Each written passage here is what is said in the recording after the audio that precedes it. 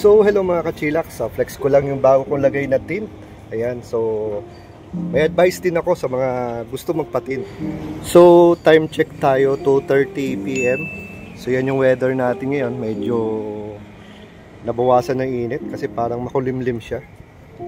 So, ito yung ating Vista ceramic tint. So, ginawa lang to sa sa kalye ng Evang. So, super dark black. Ayan, itong paligid na to.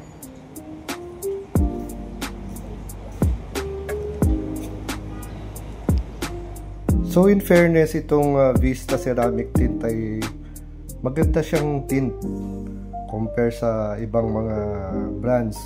Kasi marami na rin akong nasubukan. Nagkataon lang talaga na hindi ako makapag-antay. At ako'y nagpakabit ng super dark, kaya nga Vista ceramic tint dito sa may Evang. Yun nga yung disadvantage pag yung pinakabitan mo ng tint sa kalye lang. Like yung mga dati kong pinagkabitan, merong tint shop at syempre may mga gamit at medyo matagal talaga gawin. So ito pala yung itsura niya pag nasa loob. So kanina nakita nyo, halos wala tayong makita sa labas at napakadilim, di ba? Pero pag nasa loob ka ng sasakyan, yan ang itsura sa labas. So napakaliwanag niya, So maganda talaga yung quality nitong Vista.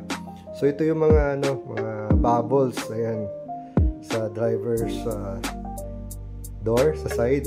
Ayun, dami wala pang yan wala pang isang linggo yan. So ang daming mga bula-bula, ayan. So sagwa talaga kasi alam niyo naman, itim na nga yung pintura, itim, super dark yung tint. So talagang lumulutang yung mga bula. So nakakaasar lang.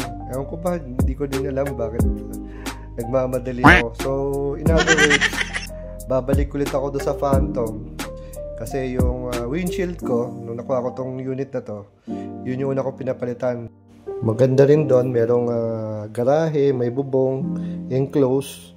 So talagang siguradong dekalidad yung gawa ng tint dahil talagang hini-heat gun nila hanggang sa ma-flat talaga.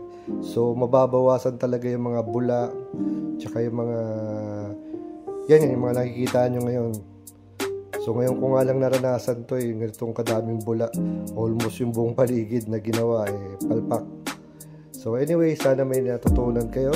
Ride safe and God bless.